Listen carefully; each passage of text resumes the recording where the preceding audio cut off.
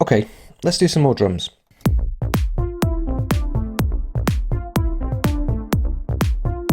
This is what we've got at the moment, so I'll take the bass and the lead out. And you might see that I've done 808 clap here, and that's because I'm going to put, can you guess? Yes, an 808 clap. And I'm going to go into the factory, electronic drum kits, TR808 kit. The reason why I want to add another clap is, if you listen to the groove, the clap's good, but it sounds a bit flat, a bit dry. And one of the ways we can counteract that is by creating a new region.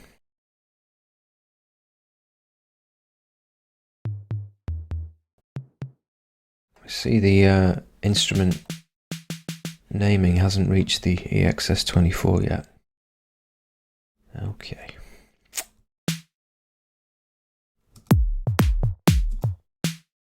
Put one there.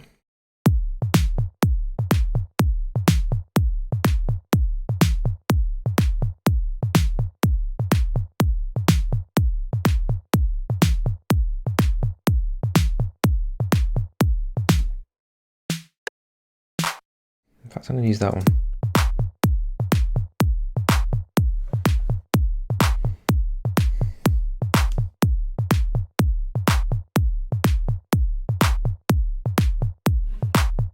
Pull the volume down a little bit. And I'm going to add in the same thing that we used on the last clap, the BT valve driver. Just going to bring up the frequency range so you can hear the full thing. And I'm going to pan it as well.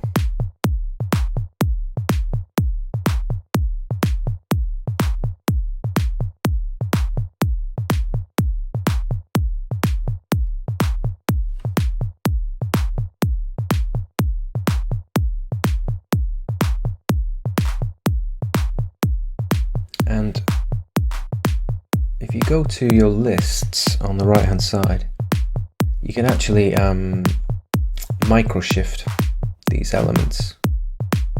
I'm just going to do a little bit of that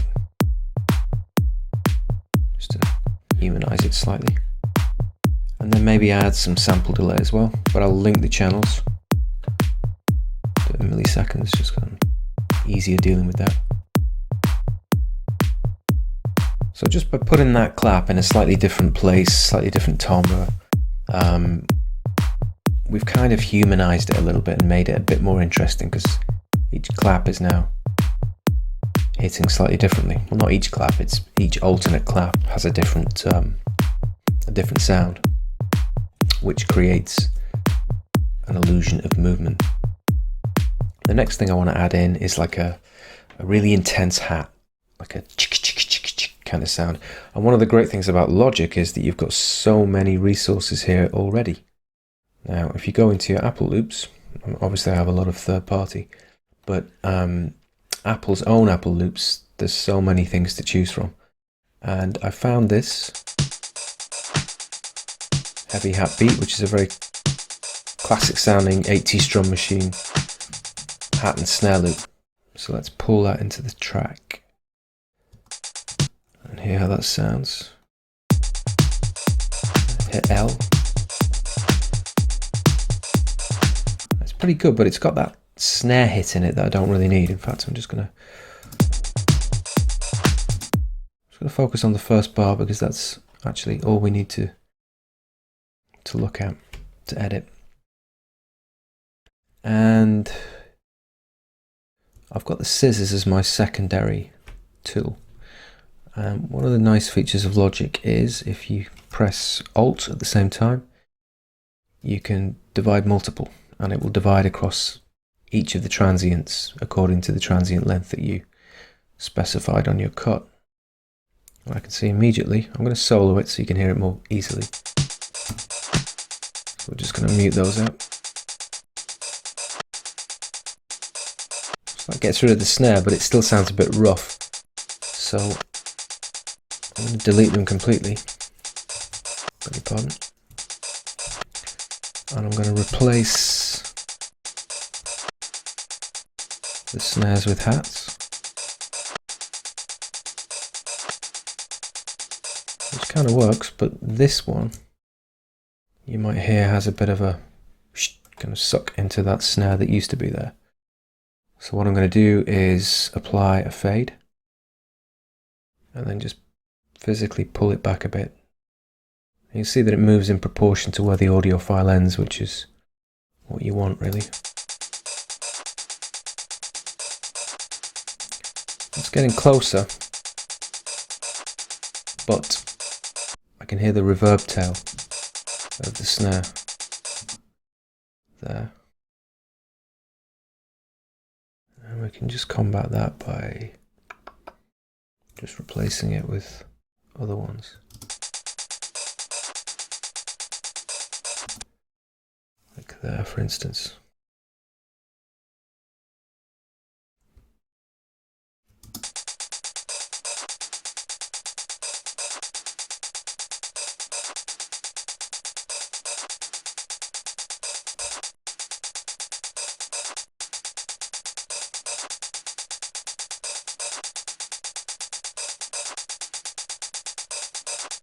In fact, that whole last section can just be replaced by those two.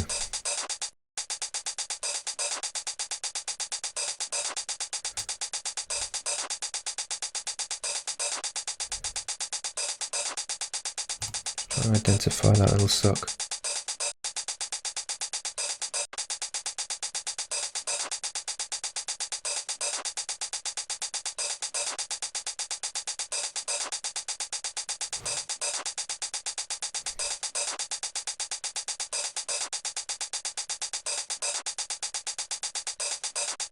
I actually don't hate that. It gives it a bit of character, so I'm going to leave it in. I have my command set to F for folder, which if I hit it just gives me a nice, easily movable block of sound. And if I double click in the region, I can always edit the transients of whatever I've done later on. If I de-solo it, sound pretty good.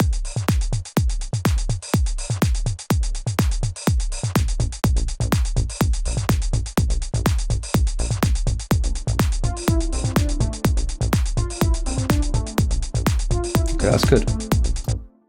All right, the next thing I'm going to do is add a couple of hi-hats, which we haven't got yet. Kind of, crisp, sharp, single hi-hats. They really push the beat along. I'm going to save a bit of time because I believe you should save time wherever you can by using channel strip settings, which I use all the time to save multiple plugins. Now this is Ultra Beat, a range of closed hi-hat sounds. I'm going to create that empty MIDI region and then just draw in the hi-hat.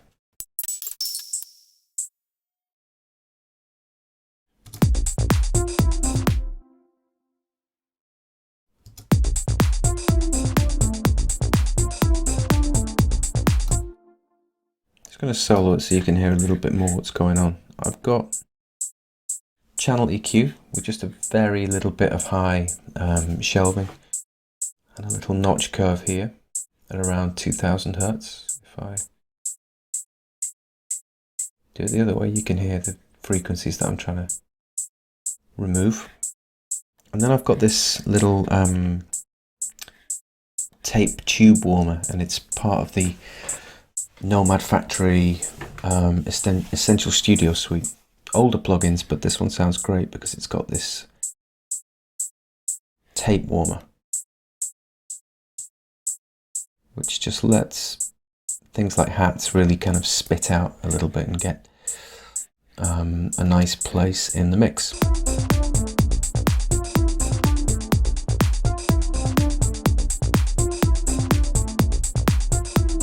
So you can hear how that's really cutting through. I've also got a gain in there as well. Not quite sure why it's that way around. Put it there instead. And the reason I put gains on channels is just to give me an extra level of control, the same way that, when you're DJing, you would use a gain to match the levels of tracks if they're both at full volume. It's the same with a track. I might want to arrange a track a certain way with volume curves, volume dips, volume raises, and then at the end of it, I think in the final mix, maybe I want to raise the overall level of that sound. So rather than editing the individual automation of the volume, I can just use a gain control. So I tend to keep those on a lot of my tracks. Okay, and for the second hat, we can do things a bit differently. Just copy the region across.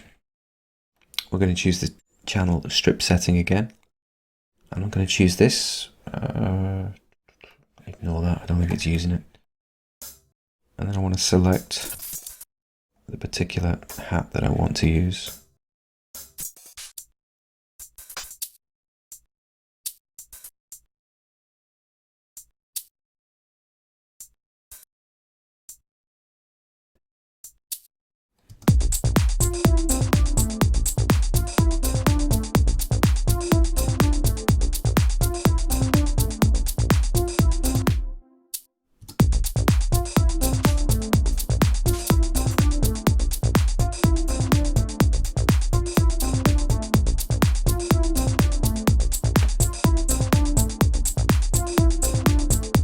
Sounds pretty good. Just going to pan them slightly as well. And then